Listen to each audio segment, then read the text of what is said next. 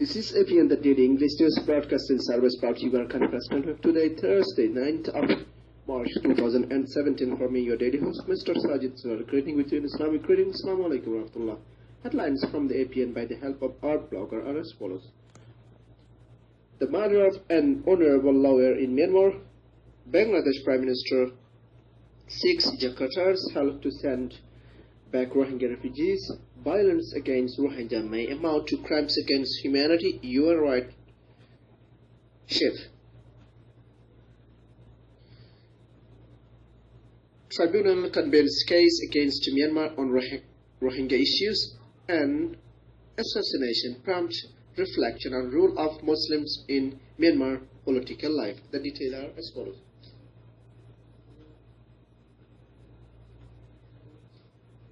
Whenever I met with Koni, whether seated in his office with its flickering electricity and precarious piles of law books, or sipping tea in the mouldering headquarters of Myanmar, then opposition political party, the image that came to mind was that of Atticus Finch, though an Atticus wearing a Burmese sarong, with his salt and pepper hair and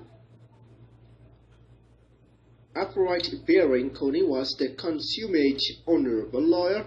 He preserved for decades as one of Myanmar's top constitutional experts, despite living under the rule of a military junta with little respect of judicial process. Every day he woke up and prepared to throw himself pro bono into helpless cases. One day in his office I saw a stack of papers at the foot of his desk.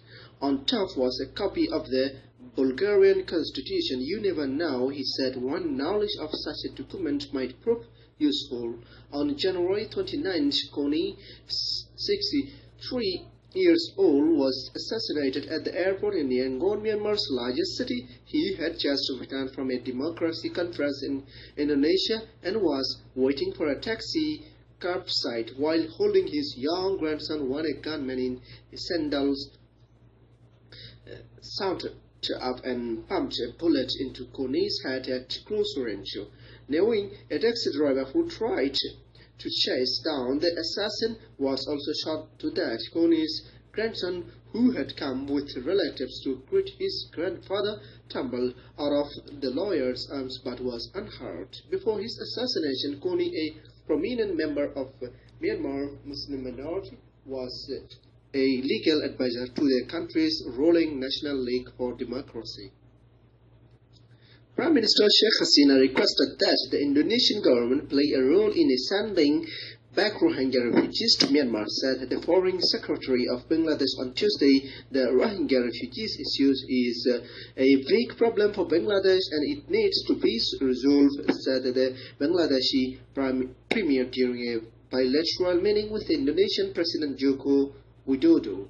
Prime Minister Sheikh Hasina requested that the Indonesian government play a role in sending back Rohingya refugees to Myanmar, said the Foreign Secretary of Bangladesh on Tuesday. The Rohingya refugee is a big problem for Bangladesh.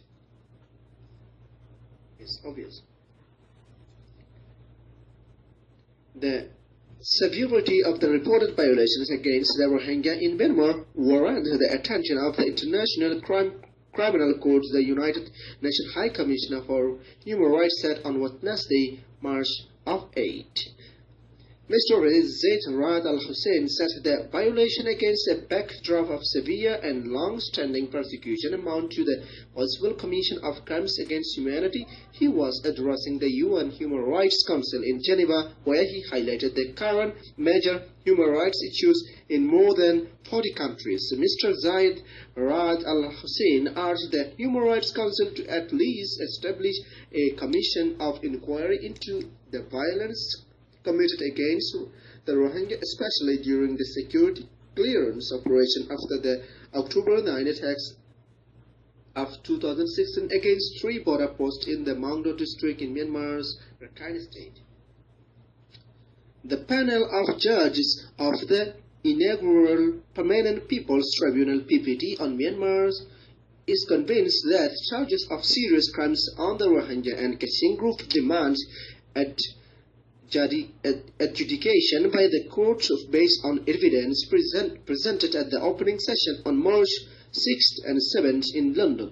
From the account provided to us, it is clear the military is continuing and even escalating its repressive role despite the change to a supposedly democratic and civilian government, of which some people, including Kachin and Rohingya, had high expectations, said the three-man panel. Their closing remarks were posted on the PPT website. The three judges were Daniel Feinstein, former president of the International Association of Genocide Scholars, Dennis Halide, former Assistant Secretary of the United Nations and winner of Gandhi International Peace Award in 2003, and the Helen Jarvis, former Public Affairs Officer at the Khmer Rouge Tribunal. They said the hearing was held due to the lack of response to the critical violation of the people's rights in Myanmar, as well as requests made by the 19 Rohingya organizations on November 24th of last year.